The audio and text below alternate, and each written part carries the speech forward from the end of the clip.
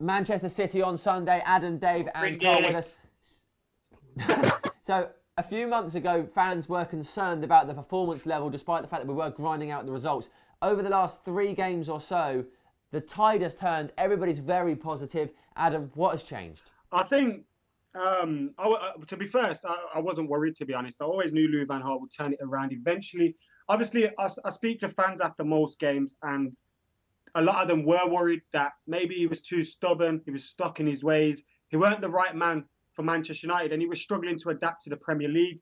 But then I think it was the World Cup that messed him up. He kind of got this idea that the 3-5-2 was the way forward and it was perfect, and he diverted away from his own favoured 4-3-3 formation, and now he's brought that in. We look better, but I think it was just, he even mentioned in his presser last week that the players have made a journey from conscious and incapable to unconscious and capable, and I think we're beginning to see that now because his philosophy has a lot of instructions to the players, and he said that at the start that it's going to take time for these players to get to grips with all these instructions, and once they know them instructions, they can then begin to show their flair and be a little bit more creative once they know their roles properly. So I think we're beginning to see that now. Sorry I rambled up. Okay, that's all right. Dave, philosophy or formation, which one do you think is key? I think it's the formation, playing with the fullbacks. I think that's absolutely massively important in the modern game. You're looking at chances created over the last 3 games where it's really sort of changed, and our chances are coming from our fullbacks. It's coming from our fullbacks getting behind the opposition, and I think that comes from playing these ball-playing midfielders.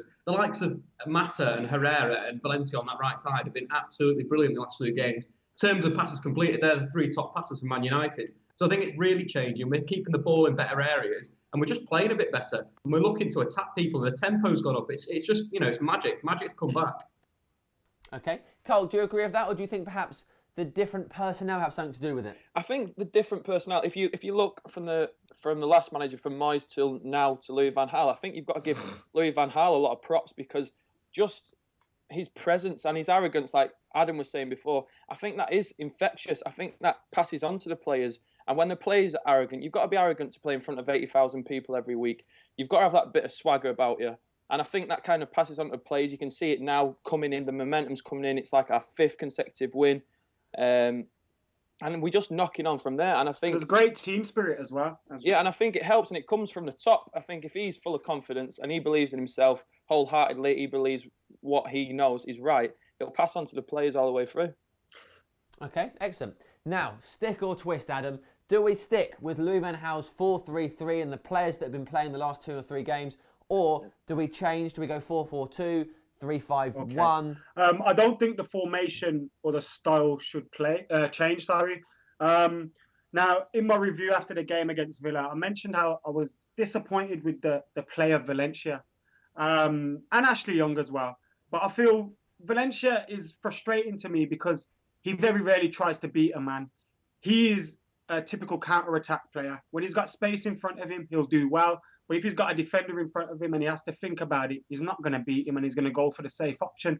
And that has really frustrated me. Not only that, our crossing has been poor. We very rarely pick out a man. Fellaini as well, I feel when he plays, we often look to play the long ball to him at the back post. Villa stuck 2 men on him.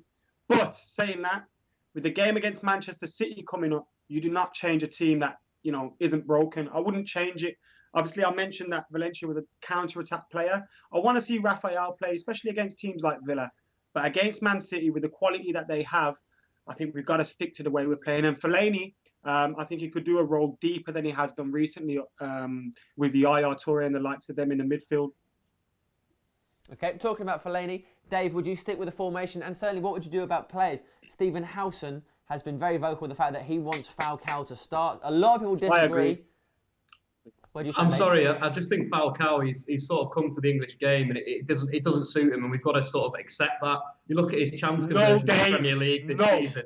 Hold on, the facts. Let's get the facts out. So the chance conversion in the Premier League for Radamel Falcao's at 15%. That's pretty poor. You're looking at Wayne Rooney this season, 27%. That's pretty decent. You're looking at Harry Kane, probably the best player in the Premier League, 31%. So Falcao is just not taking his chances. He's not scoring his goals. His hold-up play is poor.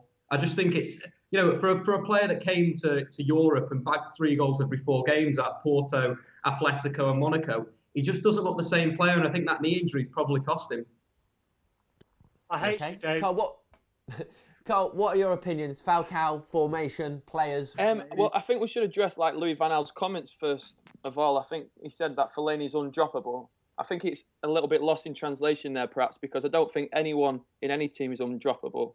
But however, saying that Fellaini needs to stay in this game, I don't think he can have Fellaini out of the City game because of the likes he's going to come up against Yaya Toure, Fernando, even just for something small like corners and free kicks and that sort of stuff. You need his height because City are a big team.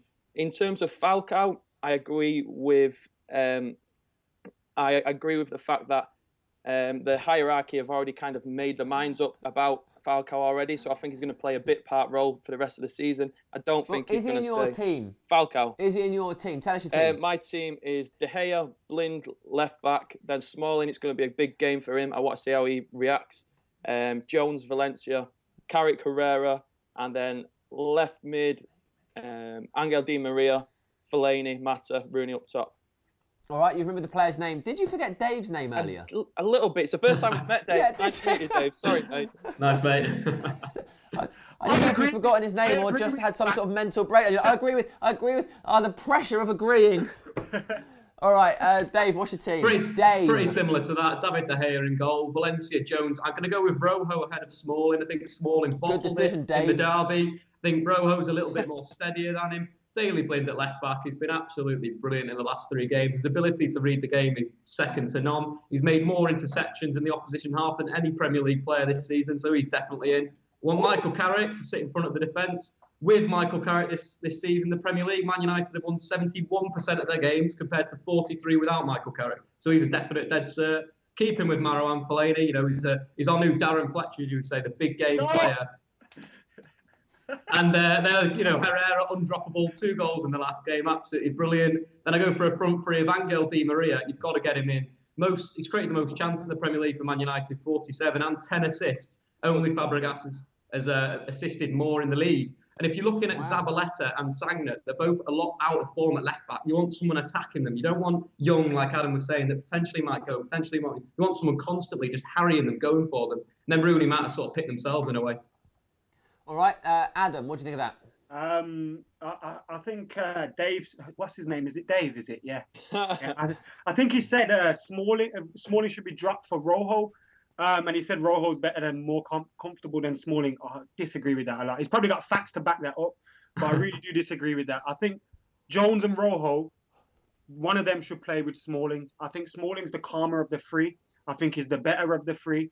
And I think since the sending off against City, where rightly so he had a mare, I think that's been a turning point and a kick up the arse for him because he's been a lot better. I'd like to see Smalling start, whether that's in place of Rojo or Jones, I don't really care. But I'd like to see Smalling start. Again, same team though, really, isn't it? Carrick is important. Carrick is quality. The reason England don't do well is because they don't play Michael Carrick. And that's a whole new conversation. We're not talking about England, Adam. Right. Let's talk, unfortunately, about Manchester City. Carl, thoughts on our opposition? I think it'll be a good test on Sunday, but I don't think it should be like the measuring stick of what we kind of judge ourselves upon. I think we should judge ourselves against kind of the Chelsea away game at Stamford Bridge, really. They've got 18 points from 36 since January the 1st. Stick that up your pipe, Dave. That's a good stat, Dave. But they've lost the last 3 as well, but we've kind of got to watch out for individual greatness with them because Yaya Toure, Sergio Aguero, they can do what they want if it's their day sort of thing. So that's what I'm kind of most nervous about. I'm going into it confident, but that's the only bit that's holding me back a little bit. Dave, City, who's going to do the damage? What's the concern? It's obviously going to be, I reckon, Sergio Aguero. He's looking a little bit out of form at the moment, but in the derby, he scored 4 goals in the last 3 Premier League games, so he's the danger man. I think what's going to be a really big battle as well on the pitch is Valencia versus David Silva. If Valencia gets forward and pins David Silva back, that'd be absolutely perfect for us attacking down that right. But if Silva has that space in behind Valencia, it could cause us a lot of trouble. I'm going to go back to Adam's point about Chris Smalling. I think Jones is better at shuffling over to cover the fullback than Chris Smalling. I think Chris Smalling can be a bit leggy when defending the flanks, and that's why I would go with Jones, because I think he can shuttle across and cover Valencia better in counter-attacking situations for Man City.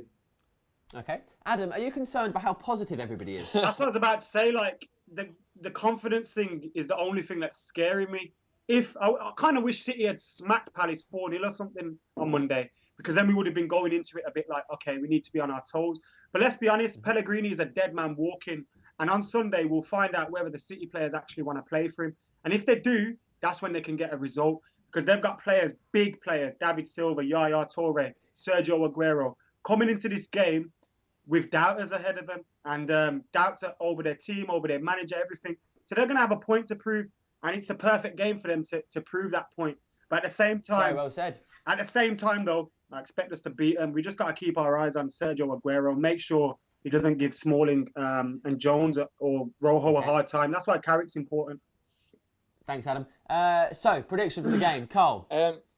2-0 United. Adam? 3-1 United. Squawker Dave? 2-1 United. 3-0 United. Oh, there shit, it is. Stick that in your bumper sticker.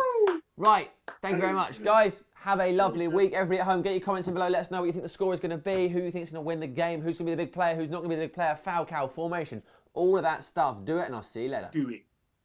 Where did he get these facts from? There's no quotes. There's no facts. There's no sources. There's no, according to our insider,